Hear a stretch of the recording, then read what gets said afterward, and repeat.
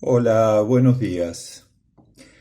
Cuando un virus entra a un cuerpo, lo primero que hizo fue engañar al sistema inmunológico, por eso pudo entrar. Aclaro que un virus no es un bicho, sino un pedazo de programa que se suele disfrazar de ser muy parecido a los programas que ordenan el cuerpo.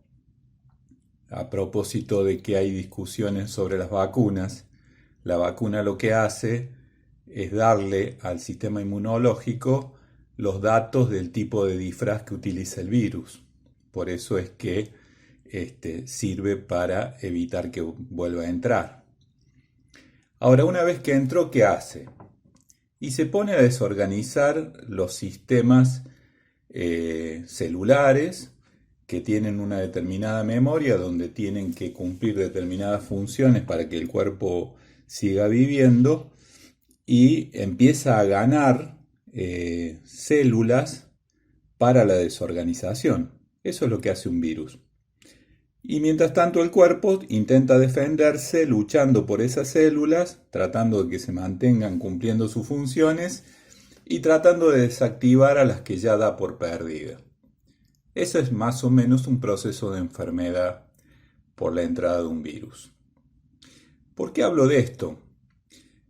Porque hace un tiempo ya que la derecha entendió que la mejor forma de defender sus privilegios, manteniendo la desigualdad, es enfermando el cuerpo social. Y logró funcionar como un virus.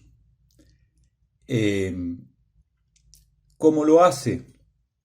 Bueno, si el cuerpo social es la humanidad, tienen que apostar a deshumanizarnos. Eh, ¿Cuáles son las características fundamentales de la humanidad? Y la solidaridad, por un lado, y la capacidad de razonar por el otro.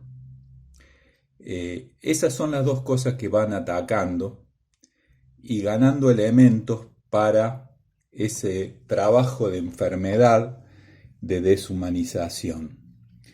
Por un lado, han instalado una grieta donde es imposible razonar, donde los argumentos que se utilizan son absolutamente desquiciados y van ganando terreno en ese campo utilizando cualquier tipo de conflicto, desde la pandemia a las crisis económicas, a la necesidad de vivienda, a la seguridad, cualquier conflicto que antes la sociedad debería resolver razonando, y para eso estaba la política, ellos desde la antipolítica instalan la incapacidad de razonar.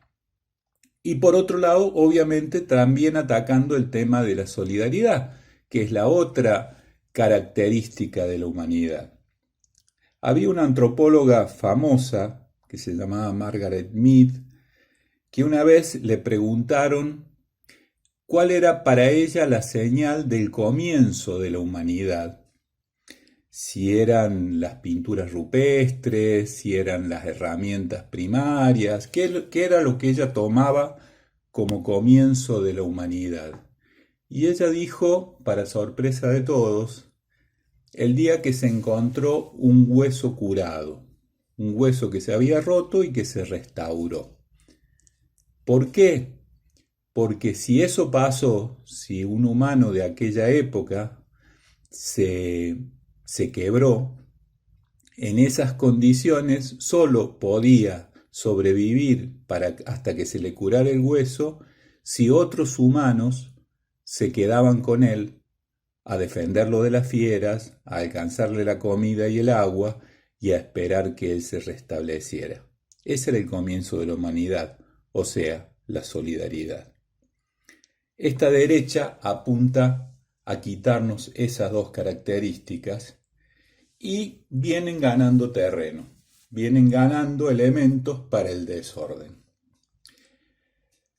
Una amiga de Córdoba que recibe estas columnas y que está conectada con la propuesta que hacemos desde el manifiesto argentino, nos manda un mensaje agradeciéndonos el espacio y contándonos su desazón porque ha ido perdiendo la posibilidad de conversar con amigos de toda la vida, con gente que ella quiere, respeta, que saben que en general son buenas personas, pero que no hay manera de razonar o de conversar con ellas, porque cada vez que aparece un tema importante, o lo que ella considera importante, que son los temas que tienen que ver con la sociedad y con lo que está pasando, entran en una especie de desorganización desquiciada de la razón, donde es imposible seguir hablando sin pelearse.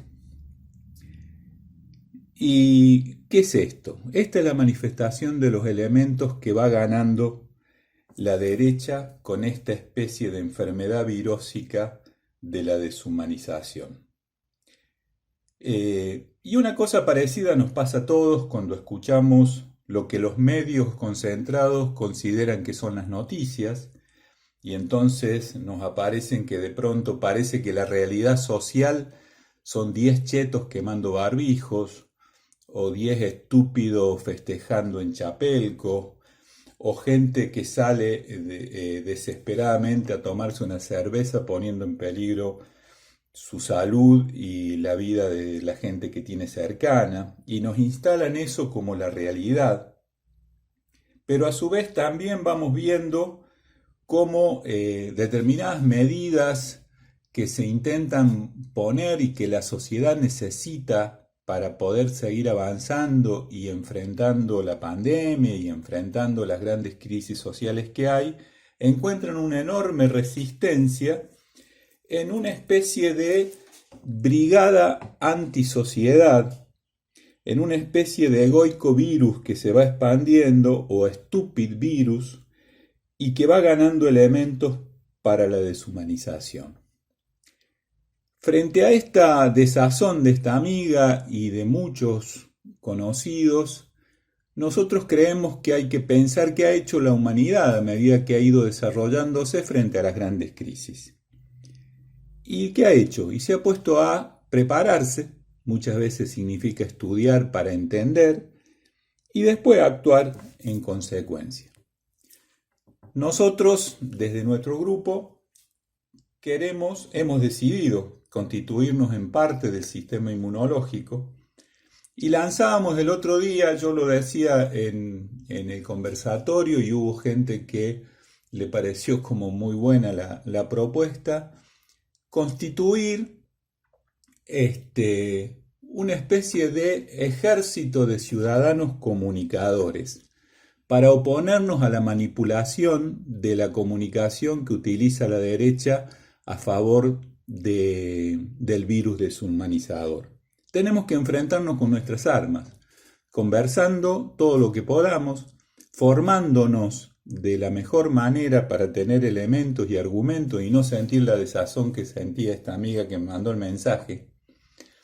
Entender que los beneficiados de esta enfermedad deshumanizadora es el 1% de los grandes megamillonarios, que tienen un 10% de empleados directos y que también viven de los privilegios que el otro 1% les da por defender esos privilegios, que hay otro 10% de desquiciados, de elementos, digamos, naturalmente proclives al desorden y a la estupidez, y que hay un 40% de gente confundida.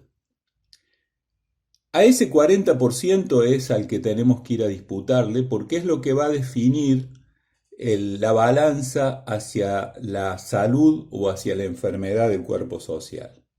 Y para eso tenemos que prepararnos, estudiar y salir a disputarles el espacio.